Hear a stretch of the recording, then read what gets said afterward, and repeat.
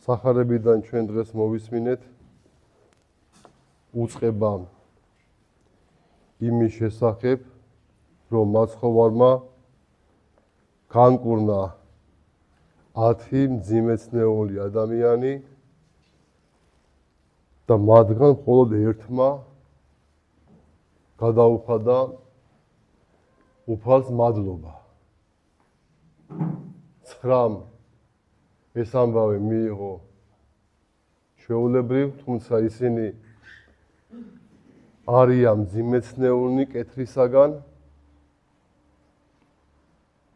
მარტო ერთი მოტრიალდა უფალთან და მას მადლობა შესწირა. ჩვენ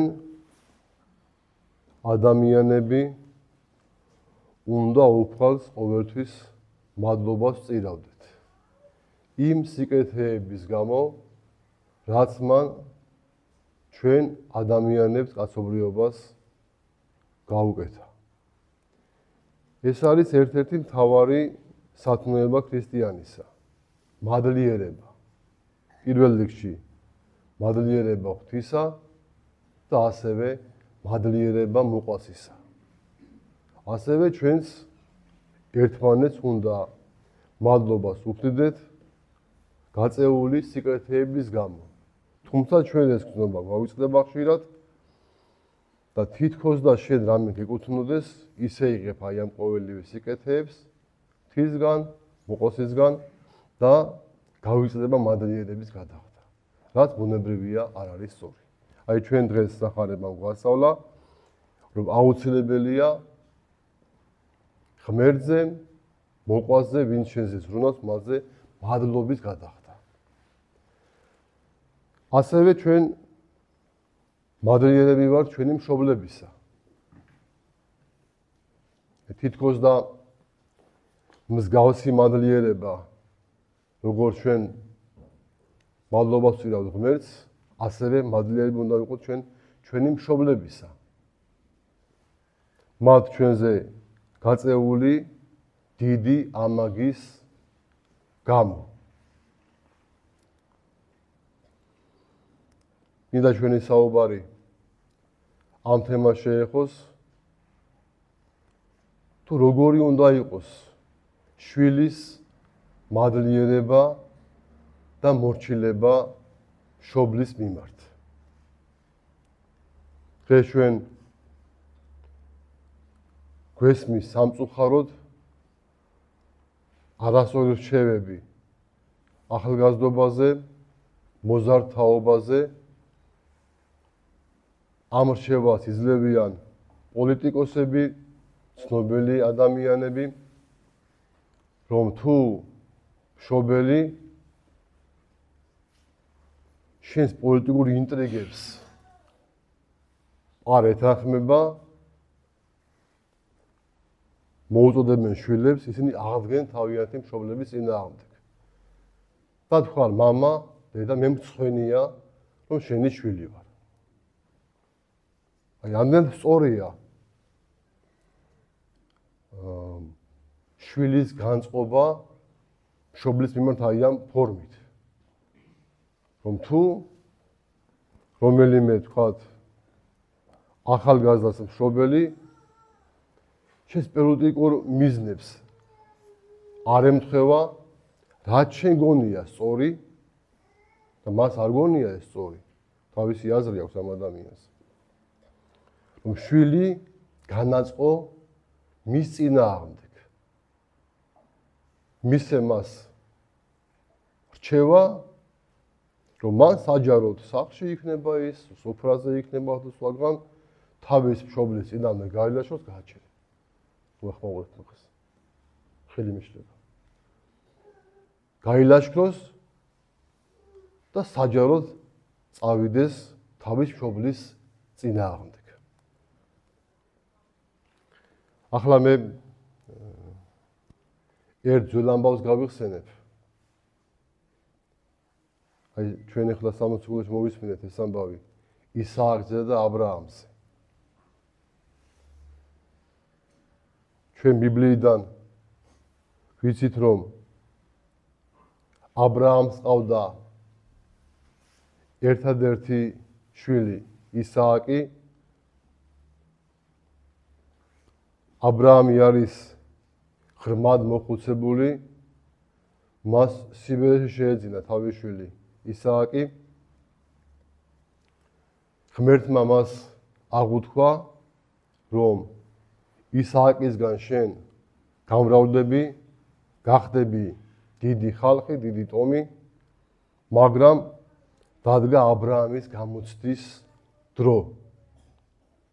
ღმერთი ეუბნება აბრაამს, რომ აბრაამ შენი შვილი ისააკი წაიყვანე 3 დღის სავალზე, მიდი მორიას ველზე, იქ დაინახავ მთას და შენი შვილი მე შემომწირე. როგორი ნათქვამი აქვს თვისგან ახლა აბრაამზე. თავის ერთადერთი პირშო შვილი მისი ნუგეში, მისგანაც ის უნდა გამრავლდეს, უნდა დიდ ხალხად უნდა იქცეს, ეხლა წაიყვანე 3 დღის სავალზე, აიყვანე მაღალ მთაზე, როგორც ხვარი ისე დაკალი.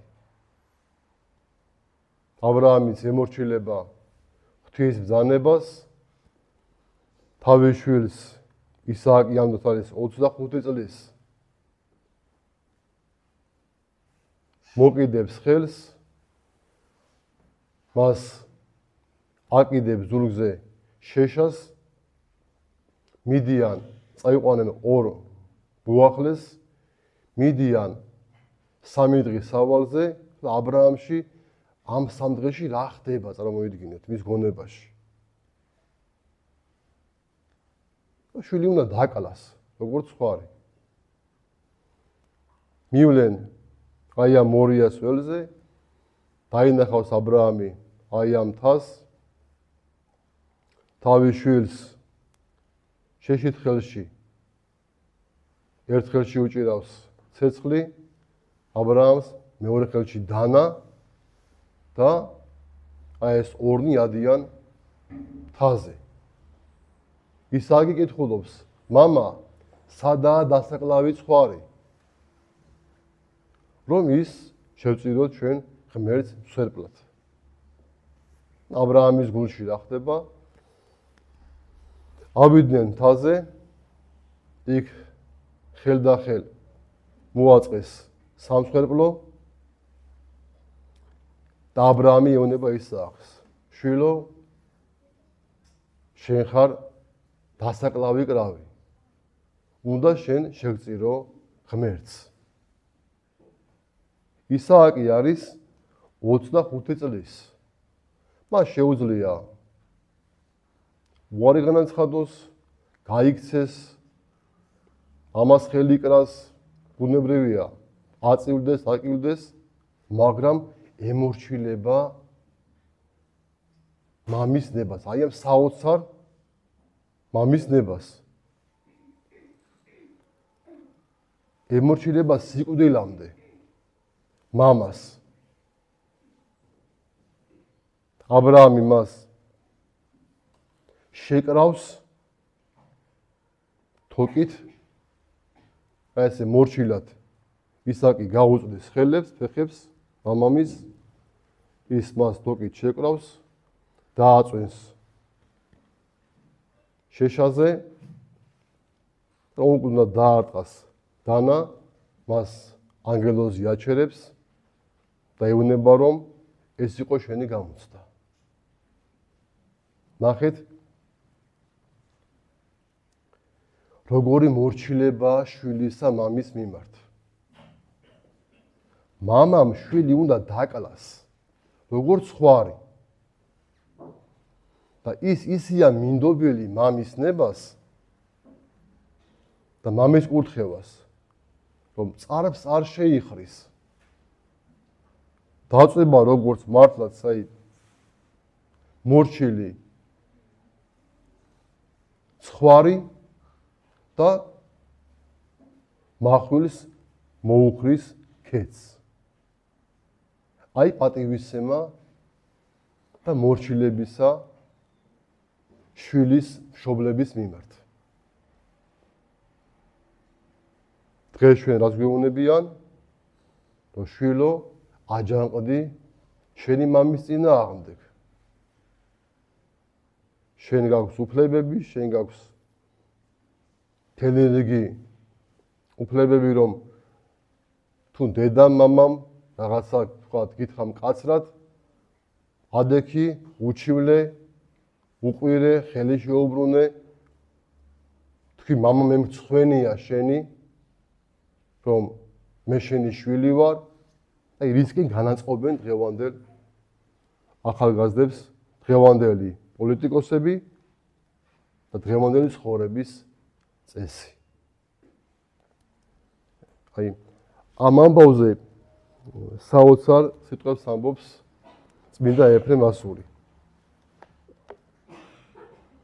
ალესა მამამ დანა, მოამზადა ცეცხლი და შეშა, შემდგომ შვილს ხელი მოკიდა, ის არ ეწინააღმდეგება, პირიქით ნებდება მამას, რათა ის გააკეთოს, რაც სურს, უპირველესად, რომლისა გვიკვირდეს, რომელს მოუწნათ ქების გვირგვინი, აბრაამს, რომელმაც ხელი დასდვა ძეს ღვთისადმი სიყვარულისა და ერთგულებისთვის, თუ შვილს, რომელიც სიკვდილამდე ემორჩილებოდა მამას.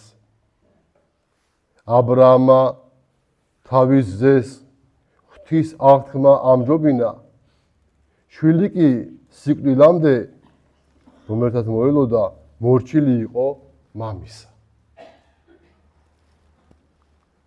თუმცა ამ დროს ჯერ ღმერთს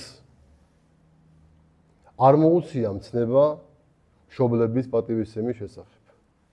ეს მანამდე პერიოდია. ახლა ავიღოთ მეორე შემთხვევა. ასურეთის მხარე, ქალაქი ბაქტრია, აქ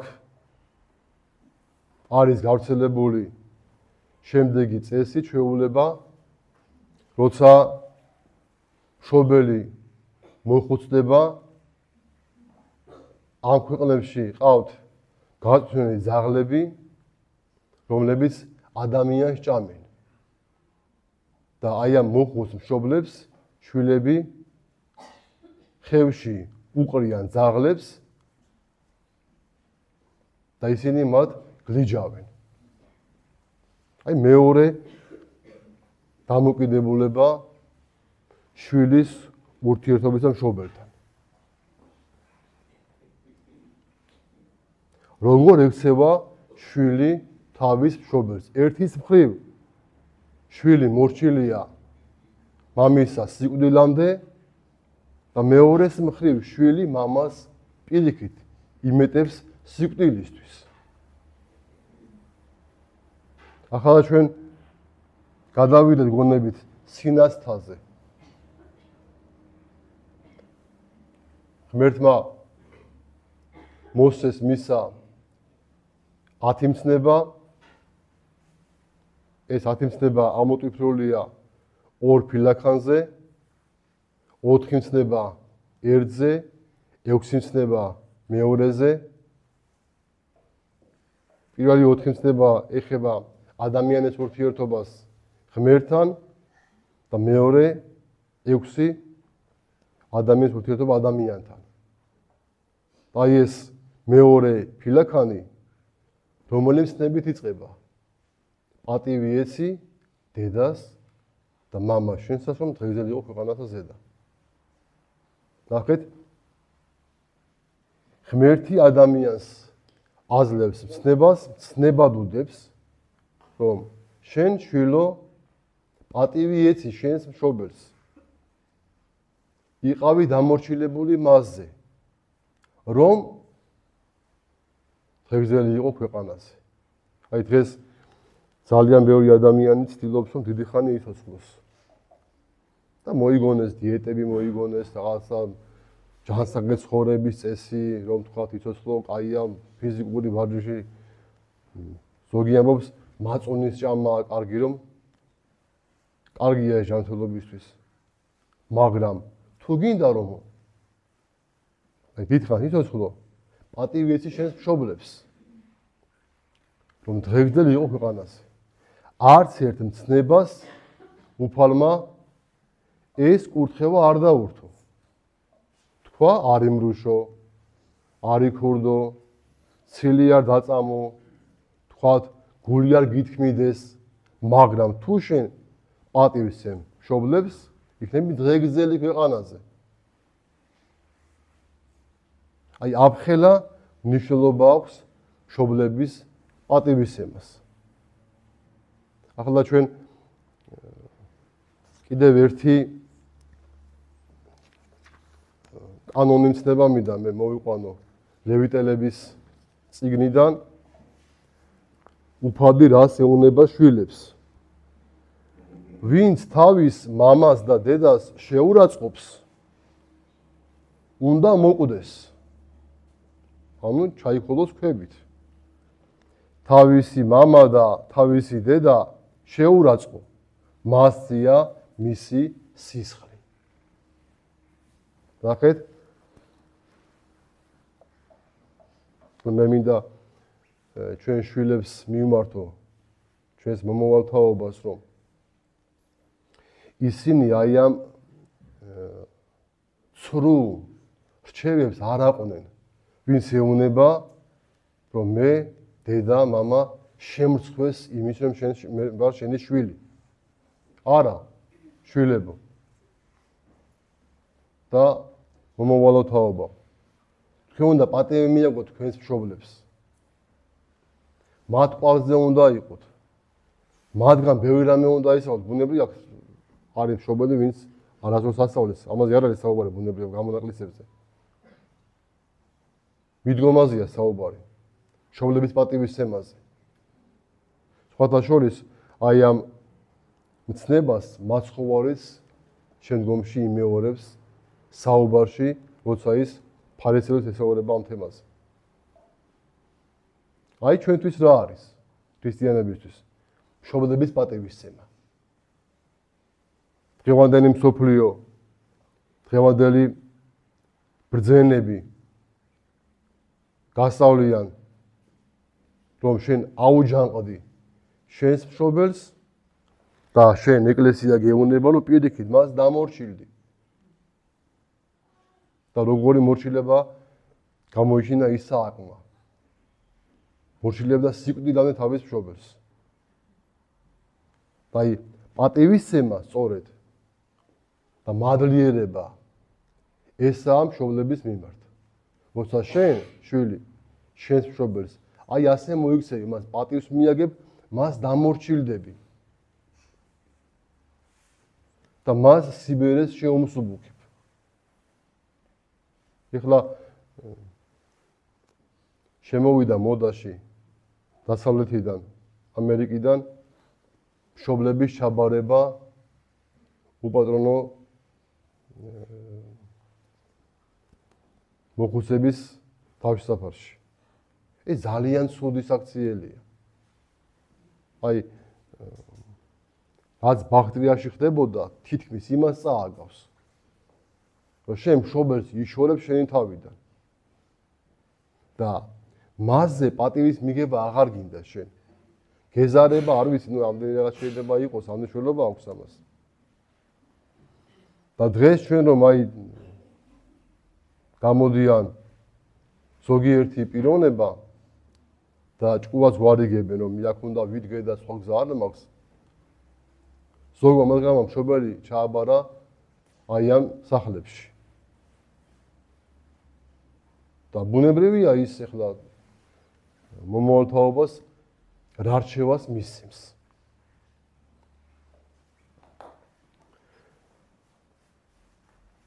შენ როცა მშობელს ასე ექცევი, თქვათ პატივს მიაგებ, ან შეურაცხყოფ. უნდა მუდამ გახსოვდეს, რომ შვილი გეზრდება. რომელიც ჩვენს მასზე მოგექცევა. ჩვენ ადრე ვთქვით აქ გოდრის ამბავი, რაც ისწრებოდა ადრე სკოლაში. აღარ გავიმეორებთ იმას.